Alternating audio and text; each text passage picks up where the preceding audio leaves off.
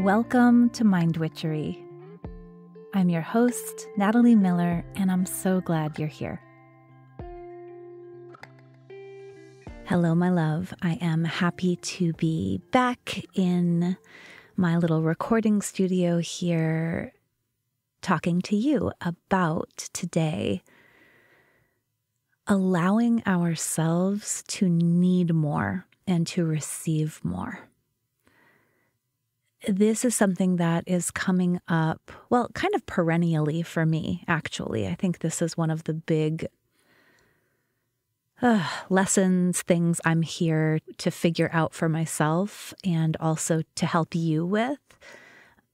I've been thinking about it lately, like in humanity, we have all of these group projects, and this is one of the ones that I have definitely been assigned to, is figuring out how we can allow ourselves to need what we need, allow ourselves to rest more, allow ourselves more time, more space, more attention, more affection, more resources, more love, more money. And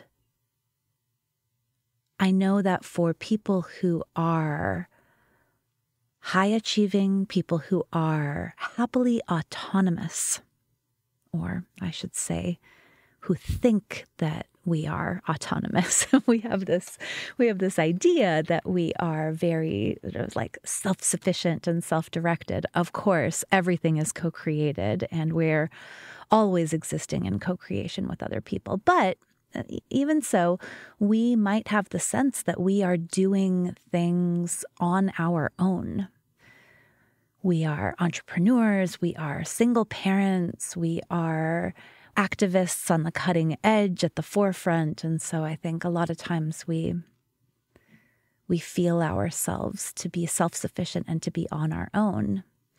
And then, of course, right, there are so many stigmas and bits and bobs of social conditioning that ask people who are minoritized, ask people who are not members or apparent members of the dominating culture to receive less, to settle for less, to be, as Emily and Amelia put it in their book Burnout, human givers rather than human beings, right? We have all of this conditioning.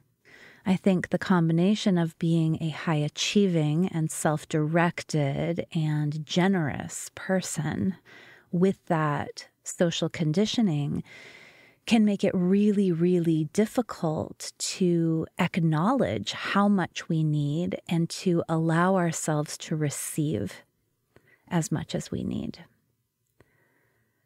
So this has been coming up for so many of my clients, and this is the kind of thing they'll say. They'll say something like, oh my gosh, I am taking more time off than ever, and I don't understand how it's not enough.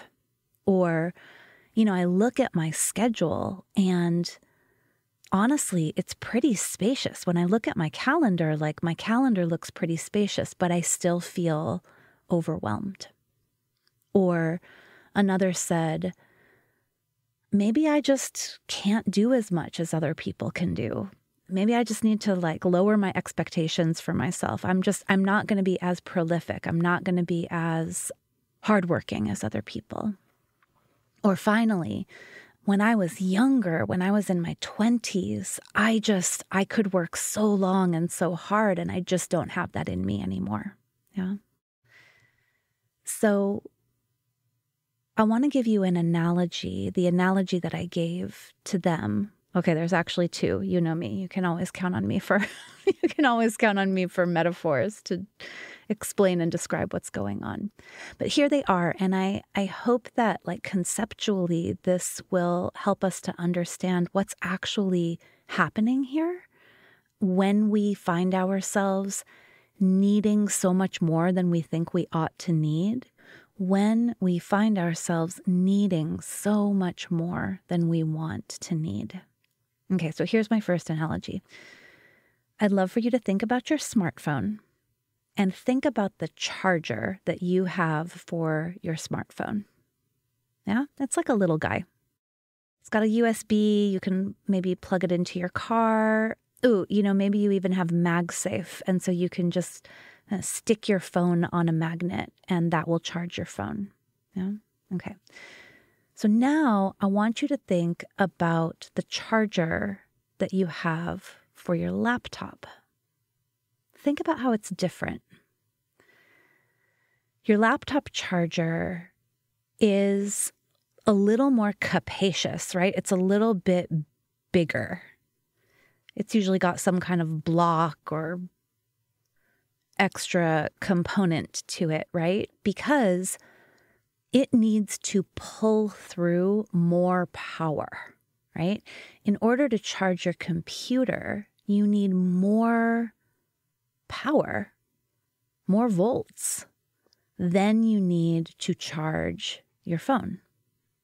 And, you could think about other electronic things also, like think about an electric car. An electric car has a big ass plug. Think about a refrigerator, like your little freezer. It's got a much larger plug and cord than does, say, your curling iron, right? The thing is that those devices, your computer versus your phone, an electric car versus a curling iron, those bigger devices can do more, meaning a wider variety of things and also a higher complexity of things. They can do more than your small portable devices. And that, my friend, is very likely you. You are now pulling through more power when you're doing what you're doing. Right? So when I think about my clients, once upon a time, they were leading a little strategic planning for a local city council. But now they're leading strategic planning for a multi-state organization. Or I think about a client who once upon a time was working as part of a team doing client advocacy, but now is consulting on her own and is giving workshops to much larger groups, is consulting with multiple organizations. Once upon a time, she was talking to 4 members of a team about what she thinks next steps should be. And now she's testifying in front of Congress about what next steps should be, right? So as we move through the world, as we develop our work, very often we become more and more potent. The stakes become higher and higher. Sometimes we serve more clients. Sometimes we serve more complex clients or clients with needs that are maybe we're helping them with in a more sophisticated way. Maybe our audiences are getting bigger. Maybe we have more channels, right? Once upon a time, I just wrote a newsletter. Now I write a newsletter and I do a podcast and I'm on other people's podcasts and I help other people with the kinds of communications and writings that they do, right? So while once upon a time, I was pulling through a bit of power of expression, now I'm pulling through a much larger amount and also intensity of expression. So of course I need more charging capability. Once upon a time, an evening off would fill my cup. It doesn't work that way anymore. Now I need a weekend. Now I need a monthly creative retreat. I need to plug in to receive more because I am giving so much more.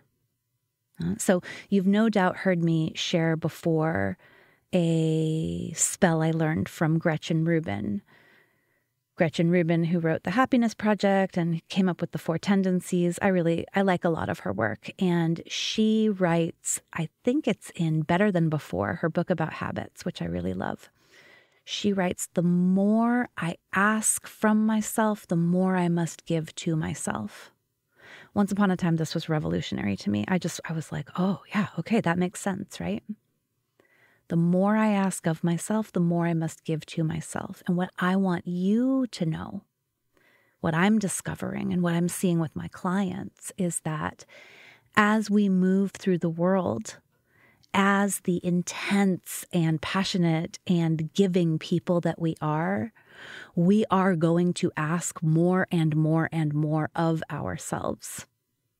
We will be giving more and more.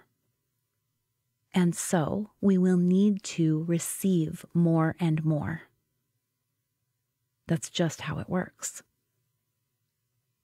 Okay, I promised 2 analogies. Here's the other one. I want you to imagine a Honda Fit.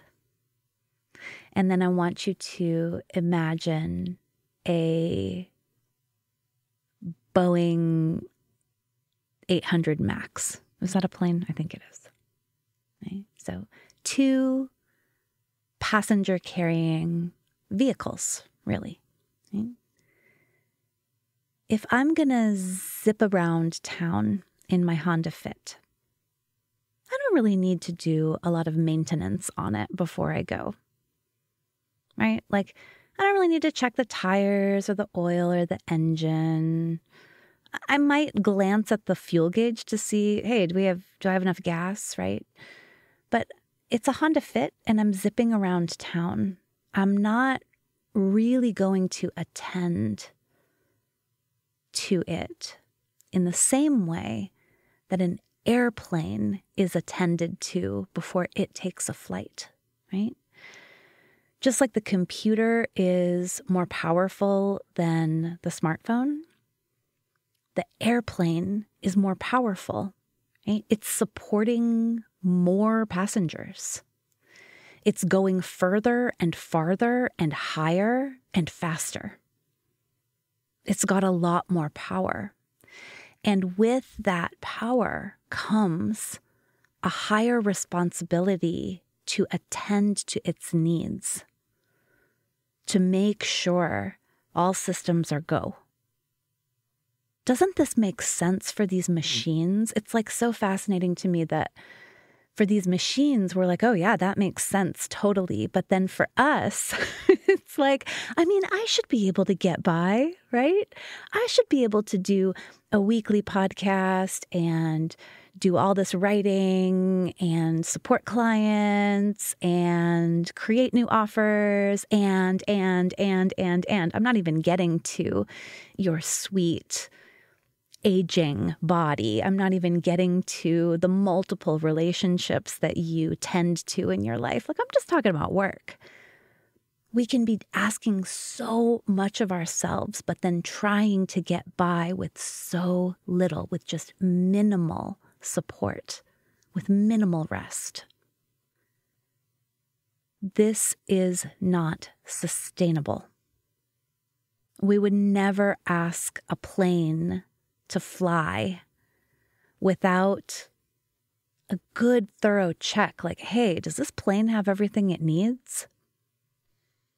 I was about to say we would never try to use a phone charger to charge a computer, but in fact, I have tried that. I've been at a cafe having forgot my computer charger, and I've said, I don't know, this is a USB-C. Let me go ahead and plug it in. I can tell you it doesn't work. It's just not enough. It can't pull through the necessary voltage to support the more powerful and energy-intensive machine, right? My love, here is the thing. We need more when we are doing more. And more doesn't necessarily mean a higher quantity.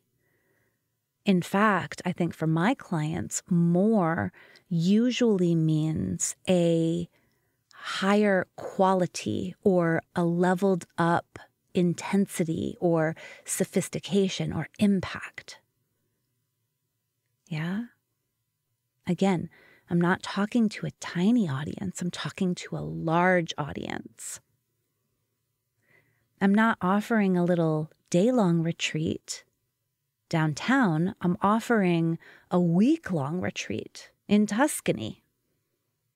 P.S. That is coming in 2025. A week-long retreat in Tuscany with me. I digress. You see what I mean, though, right? It's a higher intensity of giving, of output. And so it will require more input. Now, what is the input that's right for you? This is something I think that also can change over time. Sometimes we need more alone time. Sometimes we need more connection. Sometimes we need more rest, more relaxation, more pleasure. Sometimes we need like supportive rigor. Yeah, like so for example, right now I have so many helpers. In my appreciations, in my time witchery, I just put all the helpers because there are so many helpers, right? But so for example, right now, I really need Pilates several times a week in order to nurture the core strength that I need in this moment in my body. I really need to make time for massage, for physical therapy, for osteopathic adjustment, for coaching, for breath work, for somatic practices. Like, you know, do I sometimes feel like an airplane before takeoff with the big ass checklist of like, okay, let's shore up all these systems? Yes, I do. I do. And also, that's what's required for me to be able to show up in the world as powerfully, as potently, as generously as I do. So I often say, we need so much more than we want to need. You do need more, fill in the blank, whatever it is you're craving. Again, it can shift over time. I just can't seem to rest enough. Yeah, you need even more rest. You are clearly pulling through so much more power. And so, yeah, you'll need to rest in order to be able to open, to fill your channel with more power. We need so much more than we want to need. And the more we ask of ourselves, the more we must give to ourselves. Very importantly, you asking more of you is so second nature. It's so natural. It's so expected. It's so ingrained that I think maybe you don't even notice you're doing it. I sure don't. I sure don't. So we are asking more and more of ourselves. We must give more to ourselves in return. Okay. Finally, one more thought. This is something I learned from a coach that I worked with. Her name is Amanda Renee. She taught me that in order for something to be growing, it must receive more than it gives.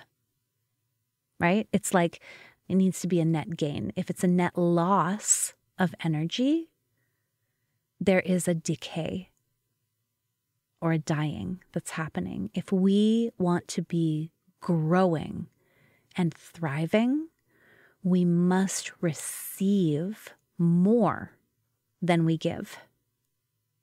that is probably a whole other episode because that feels, I think, for many of us, pretty scary, actually. For the human giver in us, for the theoretically autonomous, self-sufficient person, that can really feel like a lot. But I want to leave you with that thought because I know that you're here, meaning here on planet Earth, and also here listening to this podcast. I know you are here because you are growth oriented. I know that you are here because you want to heal, because you know that there is better available, and you know that you can help usher in what is better. And all of that requires growth, and all growth requires even more receiving, even more energy. You will need more, just like your plants will need fertilizer and light and more water. So do you. So do you. Expanding your capacity to receive, to open up, to need more, to allow yourself the support, the time, the space, the rest, the connection, the pleasure, the help. Whichever one of those were plucking your heart and gut strings. That's what it's time to let yourself need. As always, thank you so very much for listening. Bye for now.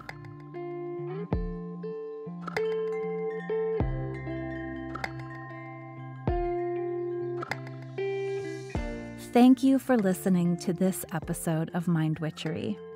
To catch all the magic I'm offering, please subscribe to the show. Or if you want a little bit of weekly witchiness in your inbox, sign up for my Sunday letter at mindwitchery.com.